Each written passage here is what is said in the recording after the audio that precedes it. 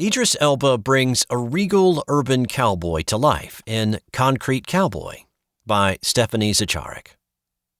Being a wonderful actor may be more of a blessing than being a great actor, and Idris Elba is a wonderful actor.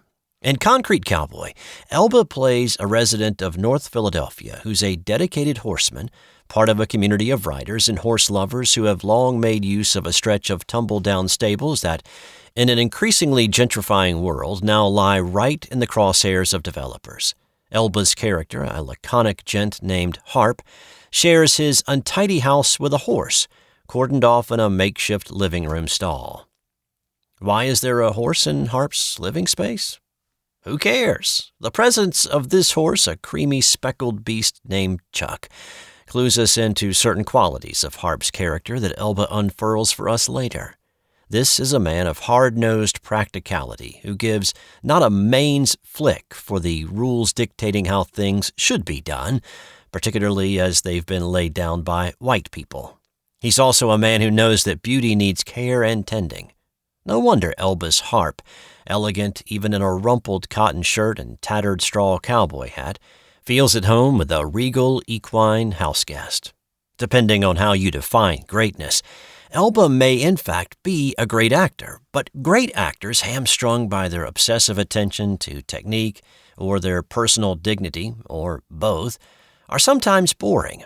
And Elba is never boring. Born in Britain but adept at pulling off regional American accents, Elba first caught the attention of TV audiences as the charismatic drug kingpin Russell Stringer Bell in The Wire. More recently, he starred as an emotionally tortured homicide detective on the British TV series Luther. In the movies, Elba has mostly learned to do a lot with a little, bringing unstudied glamour to roles like the reptilian villain Krall in Star Trek Beyond, and the all-seeing Norse deity Heimdall in several Marvel movies.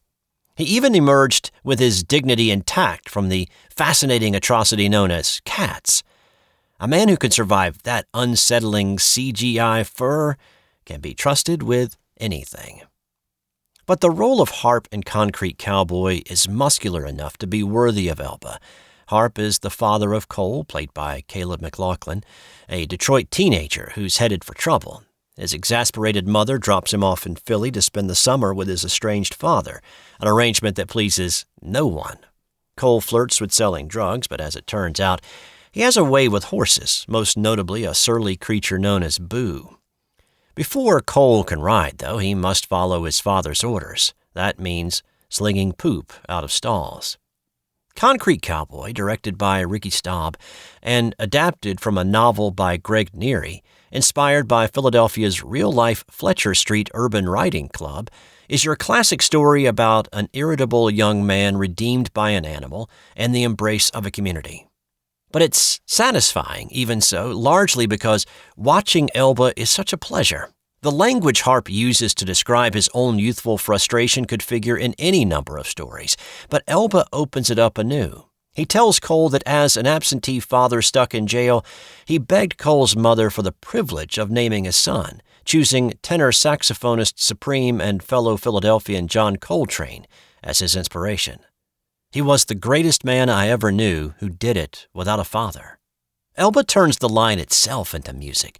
His voice, smoky and resonant, finds hidden notes we couldn't have previously imagined, bent phrases wrought from scar tissue and resilience. And astride a horse, Elba radiates a citified elegance, like the stranger who rides into town and instantly captivates every local. His face, soulful and mischievous, reserves some of its secrets. Elba plays Harp as a man whose past we're invited to imagine, one who finds solace in stroking the nose of a horse. Elba is always magisterial, and for years now, his fans have been floating his name as a candidate for the next James Bond. Just imagining him in the role invites rapture. Elba was born for the luxe chill of a martini glass and the satin sheen of a tuxedo lapel. So let's think for a minute about what this casting choice would mean. Calls for representation in casting, as well-intentioned as they are, may have also flattened the way we think about acting, forcing rigid categorizations, great black actors, great Asian actors, and so on, rather than pushing us to focus on what any individual brings to the craft. Our frustration finds its outlet in questions. Why didn't a black actor get this role? Or why couldn't they have cast an Asian actor? We clamor to change the types of pegs allotted to a limited number of holes. These protestations make us feel better and maybe, in time, will spur change. But our most wonderful actors need to be seen as more than place markers for a quota we're yearning to fill. What is it about a face that holds us? What faces make our world feel bigger? Elba has one of those faces, and a universe where he'd get to play 007 would be a richer one. He's a 21st century movie star, waiting for his century to catch up with him.